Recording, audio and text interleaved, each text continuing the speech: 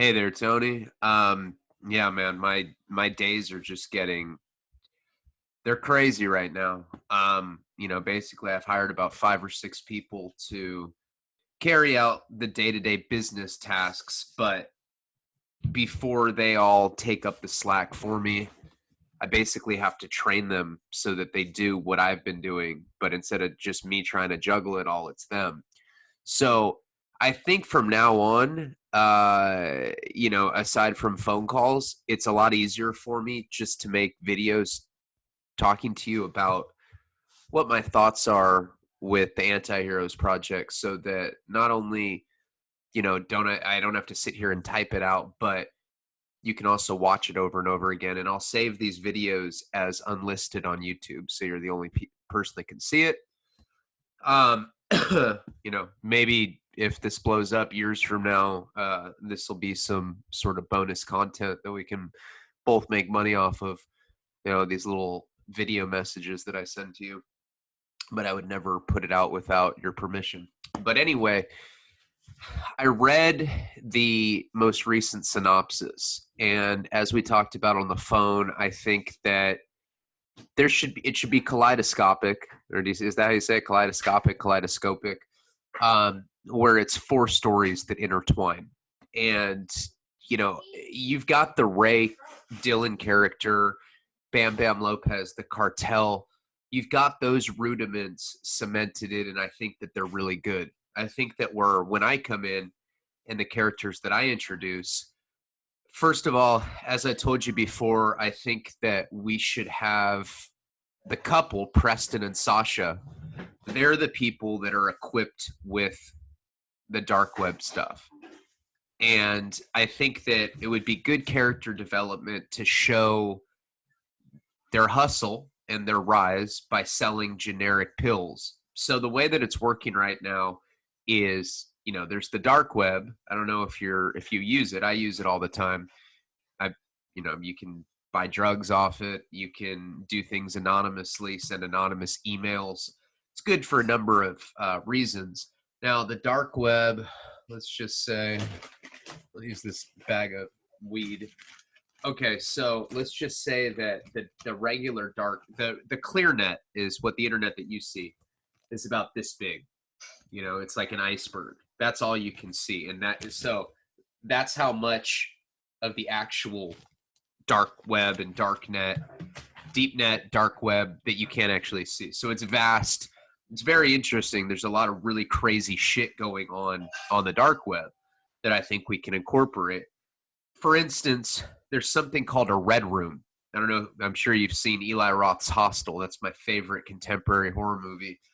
The way that they kidnap people and they torture them, there's a phenomenon on the dark web called a red room, where basically you put Bitcoin in their digital currency, and psychopaths and Russia and strange parts all over the world kidnap people and torture them. And there's like a super chat going on where people can say, okay, cut his dick off. Really some evil shit.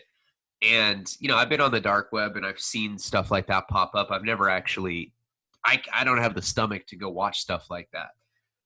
There's also marketplaces that, like Silk Road, that look just like Amazon, and it's, based on a rating system. So, I'll send you a video so you can see what this looks like. It's really interesting stuff. So there's that. And I think that there should be 4 parallel storylines that collide at one point. So Sasha and Preston are 2 characters that are using the dark web to hustle. The way that the dark web works is you can buy something. It kind of works in an escrow capacity when you're on one of these sites like Silk Road. Say you want to buy pure Peruvian cocaine. You can do that. It's like $100 a gram. You spend $100 on Bitcoin. It goes into escrow. They send it to you from an anonymous address. As soon as you get it, you say that it went through. Then they get paid, and you have your pure Peruvian cocaine. I got this idea because one of my friends has made a fortune selling generic pills on the dark web, or that he gets off the dark web, and they come from China. So they look just like Viagra or just like Norcos or any kind of prescription pill that you can think of. China sends them to Mexico. I think there's a big misconception that most of the world's drugs are made in Mexico. That's not the truth. The truth is most of the world's drugs are made in South America, and they get shipped into Mexico because there's such a lax security inside of Mexico. And then a lot of these cartels act as transportation networks to get South American drugs over the border. So it's not, yes, people do grow poppy fields out in Mexico, but it's usually poppy fields that are coming from Afghanistan. Mexico just, the cartels just act as a courier service. So really the people that are running the drug world are in, Portugal, Colombia, I don't know, all over South America for the most part, some parts of Europe. China has been doing research chemicals. They've also been doing this synthetic fentanyl, this like weird research drug version of fentanyl that's killing everybody. That's all coming from China, and it comes into Mexico, and then the cartel members get it over the border. My idea is that we start off with Preston and Sasha. I think a great scene to show this development is to show Preston at a country club going around and trying to hustle Viagra, because it's just a very funny kind of awkward exchange, going to some like high-end pretentious country club and trying to hustle Viagra, to these overweight wealthy guys that, there's just too much classic material that I think could happen. While that's happening, Ray's story, is going on, and we can also do Gunnar's, and I'll get to that in a second. We can show a very quick ascension of wealth. They're going to start making tons of cash by selling the generic pills. So it shows them in the first scene. It shows Preston. He's the hustler. Sasha's some horror stripper type girl hanging out with Preston because he's the mastermind. He has all these dorky ways because he's a computer geek, but it's almost like the manifestation of all the porn videos he watched comes to life with her. She fulfills that fantasy. Their flaw is that they're addicted to drugs together. I don't know if they're IV drug users. I almost want them to be smoking heroin off tinfoil. I just think that, there's no need to make every character a junkie. And I don't even think Gunnar should be a straight heroin junkie. I think that he's an IV drug user who had found his other compulsions and had eclipsed his existing chemical dependency. So first scene, they're at the club, kind of shows the dynamics of their relationship. Maybe that's a couple scenes. And then they start making more money, and they get a connection in China that's using a courier service from a cartel in Mexico. We know very little about the cartel through them. And, some paisa meets them in a border town. They always meet at some restaurant, gives them duffel bags full of, Ziploc sandwich bags or freezer bags full of generic pills. They get the Viagra for $2. Viagra usually goes for $20. Selling it for $10. They're making a killing. So I think that you always wanted to incorporate bikers into this story. And I think that that's a good idea. I think it should be Preston and Sasha, Gunnar, Ray, the cartel, but that we're never going to tell it from the cartel side necessarily. Maybe we can. I mean, there's no conventions that we have to adhere to. But I think that the biker gang and where they come in is they come to Preston and Sasha, and they want to finance their endeavor. They want to give them a couple $100,000 for generic painkillers, et cetera, et cetera. They're used to dealing with this paisa runner from the cartel that meets him in the border town, and he is, just some guy that hardly speaks English, and he ends up burning them for like $200,000 in cryptocurrency. Cryptocurrency came from these biker thugs giving it to Sasha and Preston because they want them to go get these generic pills. So they have the connection. It's like a big bulk order. The Paisa ends up burning Sasha and Preston. So that's how they get down to Mexico. Now, Preston's already like a computer hacker type. He uses the dark web to kind of navigate to try to trace down this guy that burned them. That's how they get down to Mexico. But they have the bikers on their tail. I always like that about Six City and Black Neon, is that this guy's chasing this guy, and then this guy's chasing this guy, and it's just this clusterfuck, and it all comes together. I think that, especially if we're going to do this episodically, in each 50-page or hour-long audio episode has a beginning, middle, and end. If we establish these story arcs and character arcs in an outline capacity, we can start doing this immediately. So that's how they get down to Mexico. And that's how the bikers, because I know you've already done some biker material, I haven't read it. That's how we're going to connect all of them. And then Ray's down there. We already know what he's going on. We don't know about the super drug thing yet. I think that can develop organically. Next character is Gunnar. Now, Gunnar, like I said on the phone the other day, I think we should start it where he's in an AA meeting. We make him awkward, but we make him likable enough. You know, just like a lot of AA guys, you know, that they're socially awkward, but for whatever reason, they can function within the AA community because everyone's a weirdo in there. You know, everyone's ego sick. And I think a great, clever scene would be to introduce him in an AA meeting. He's talking about how it's been 6 months since he's had a slip. You know, he's really grateful for his sponsor. He's been helping him. Woke up this morning. He had another compulsion. Saying compulsion, he's talking about being a serial killer. We don't know that. We think he's talking about drugs. You know, because, I mean, his whole addiction to murder is based on sexual compulsion issues because he was abused as a child. We can go back into that. You know, we can do a lot of that through exposition. But, you know, he's saying, you know, I woke up, I had a compulsion. I don't want to go back to jail. You know, and you can see people nodding. You know, we can write that people are like nodding in agreement with him. That's one scene. Okay, later we come back and he's doing his fourth step, personal inventory, with the sponsor, some big black guy. Now, the black guy's telling him to be honest. He's got to be honest. Hey, man, this is how this thing works. You have to be completely honest with me. Gunnar's like, I don't know.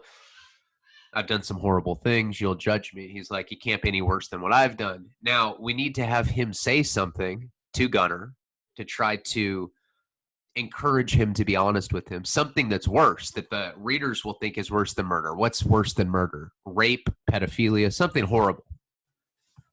Then Gunnar basically, after he says that, he goes, oh, okay, well, if we're going to be that honest, let me tell you about me. Starts talking about how he was in prison and how he figured out by killing people, it's the only way that he could get his dick hard, which had gone impotent because of the PTSD that's weighing him down from prison. So he was basically a war vet. He was a tweaker back then.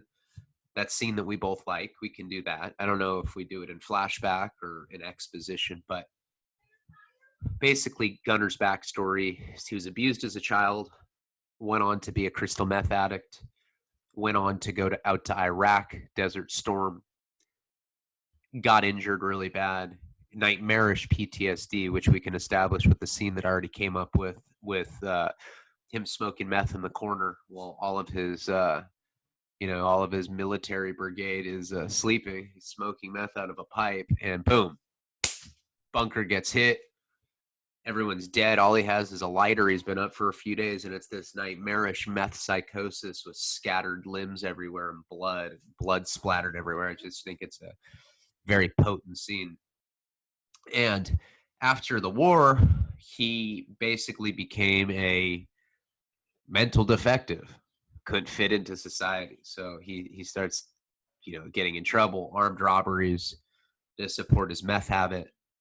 He's impotent at this point. He goes to prison. He gets a long sentence. And that's when he discovers that there's a tie with curing his, his, what is it, impotency by murder, because he was a sex addict because he was abused as a kid, went on to be a perverted tweaker, sex addict during that addiction. Everything is dictated by sex. I mean, it leaves a lot of very deep literary.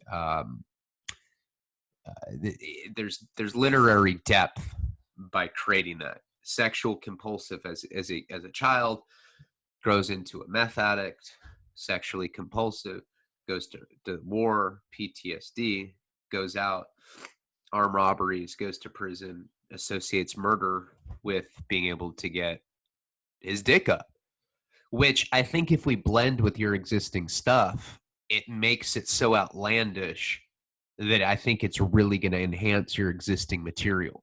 So after this black guy tells him, or he tells this black guy that he's a serial killer, and the black guy is acting like he's not cool with it and he's going to turn him in, or maybe the black guy tries to extort him. That's a whole nother thing I was thinking of. Maybe we can show the black guy separately. The sponsor, he doesn't even have to be a black guy. I'm just saying, just hit the sponsor. Maybe we can show that that's a hustle, that the sponsor is hustling people by getting them to admit stuff that he can blackmail them for. So that is how we get the audience not to like the sponsor. And then Gunnar tells him about being a serial killer. He tries to blackmail him. Gunnar kills him, gets hard, jerks off at his house, comes on his carpet, goes on the run. Now the cops are looking for Gunnar because his sperm was all over the carpet. Maybe his name wasn't Gunnar before that, but the media and the police dubbed him that. He's like the Gunnar bandit. Gunnar is a term for masturbating to a female correctional guard. It's like what weirdos do in prison. Guys will like get the female guard's attention when they're in their cell. Female guard will look in and they'll start jerking off. It's called gunning them down. You call those kind of guys gunners. So there's a way to bring all that together. Gunnar ends up going down to Mexico on the run. He wants to be a good person. We've already established that. He's in recovery. That was just a little slip. He goes down to Mexico trying to kill bad people, almost like Dexter. I think Shamu, I think that was a really funny scene, but we can make her a bad person. I think before it didn't work because Gunnar was just a straight up serial killer.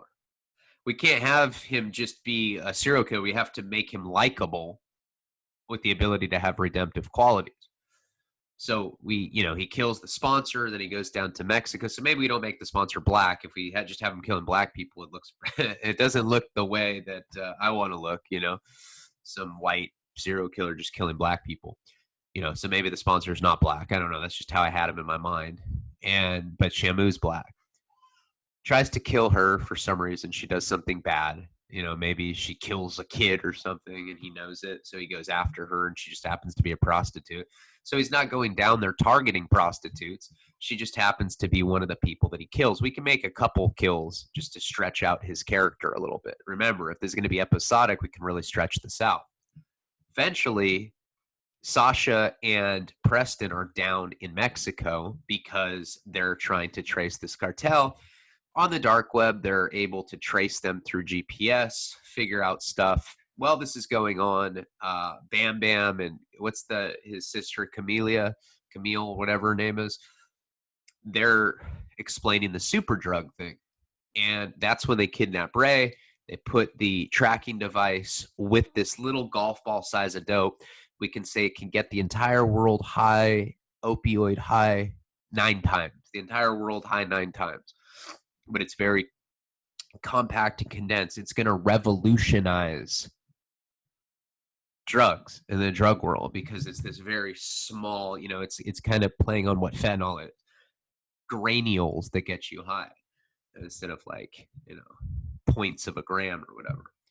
So Ray gets this GPS. Somehow Preston and Sasha are tracing the GPS, thinking that Ray is the cartel, thinking he's the Paisa guy. Maybe somehow we make that work. I don't know. Maybe he had the GPS on him, and they used it because they trace all their runners. They go across the border, and then they just took the same GPS and they put it in Ray's stomach.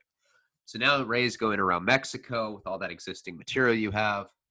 At this point, Sasha and Preston are strung out in Mexico. So they are, shooting heroin, trying to use the dark web to come after these guys because the bikers are after them. So there's this pressure on them. They're freaked out. Maybe they bought some guns off the dark web. They have weapons, but they're still scared. They're strung out on heroin. So they're trying to sell what little Viagra, whatever pills they have. They see Gunnar. Gunnar has just had the Shamu incident go down. And, maybe they go up to him and ask him if he wants to buy Viagra. He goes, "What's Viagra?" He's been in prison for a long time, doesn't even know what that is. Because that's what happens in prison. You get culturally handicapped. Everything starts developing, but you have limited access. You don't have the internet. You don't see TV as much. You don't see magazine ads as much. What's Viagra? It's a boner pill. What does that mean? You take the pill and it gets you hard. Huh? Takes the Viagra, he realized he doesn't need to kill anyone because the only reason he was killing people was to feed his sexual compulsion. So the Viagra becomes a metaphor for Suboxone or methadone maintenance drugs.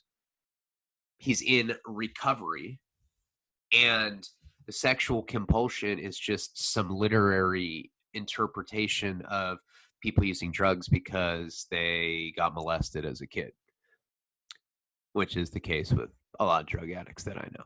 So it makes it a very real character. So they find out the predicament that he's in with Shamu, but instead of getting upset, they truly don't judge him because they're sociopathic. They're not the good guys. Gunnar and Ray are the good guys. So they're like, maybe we can use Gunnar as juice, as muscle. Preston's a computer geek. They have the weapons. That's how we can arm them with fancy weapons, Gunnar. And they're tracing Ray. And they think that Ray is the cartel and the bikers are chasing them. So now Gunnar and Preston and Sasha are in one group. Bikers are in a separate group. And basically they start getting in little misadventures in Mexico, just like what's Randall and what's the other guy's name? Fuck. Been a long time since I read it. Randall and I can't remember the other guy's name from Six City. But god damn, why can't I remember? Barry? Or I don't know. But anyway, just like that, they have these misadventures through Mexico. The cartel's after them. The bikers are after them. All of a sudden, Gunnar, Ray, Preston, Sasha, they all meet. Some showdown goes on. That can be the end of one of the episodes, maybe like 3 or 4 episodes from now. Or no, way more than that. And that's when they link up. And they have all the weapons because of the dark web, and Ray basically explains, "Hey, I'm not the cartel. They have this shit inside my stomach." But they don't know that there's a GPS in there. That was your idea from a long time ago. So now they're running around Mexico trying to they both have different purposes, but they're basically different reasons, but they're basically taking on the cartel as the bikers are after them. And then maybe at the end, Sasha and Preston, they double cross Gunnar and Ray. Gunnar and Ray rise as the protagonist, and maybe they use the bikers against the cartel. Full-on war ensues. All these bikers versus the cartel. Cartel is winning, but somehow Gunnar and Ray prevail as the anti-heroes, and there's redemptive qualities. Like, we can't make Gunnar a bad guy. I think Sasha and Preston should be bad, and I think that Ray and Gunnar should be good. The bikers, the cartel, bad. And that's basically, from reading your synopsis, that's what I'm thinking. I think we can easily get celebrity guests. I know I can, especially if we're donating some of it to charity. It's hard to say no to that. Hey, can you do 2 or 3 minutes worth of reading? It's going to help save lives with Narcan. My friend will produce the albums for $150. He's Grammy nominated. He's amazing. Put sound effects. We can put some music in it, some of your like original music.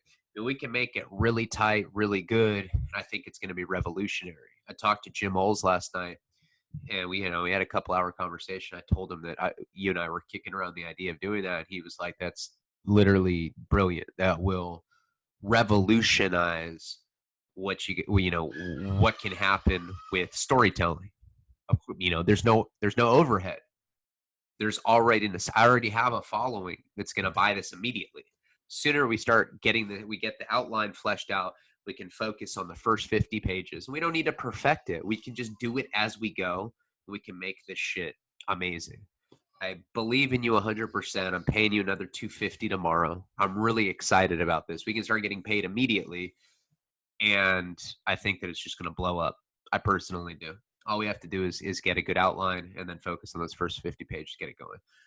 Those are my ideas. Just wanted to reiterate that. Let's get the outline done. We can start delegating writing responsibilities, and we can figure out a beginning, middle, and end for the first episode.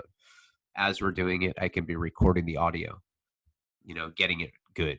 It's not, it takes it's probably be an hour-long audio. I can do that like that. He can go through, he can perfect the sound quality, and we can figure out what celebrity guest appearances we want to get. I'm having Ron Jeremy do something for my most current album, and I had Chris Hansen from To Catch a Predator on both of those on my new album. But possibilities around those. I can get Johnny, I can Nick Stahl, I can get Rose McGowan, people like that. So let me know. All right, Tony, I'm really looking forward to working with you. Bye-bye.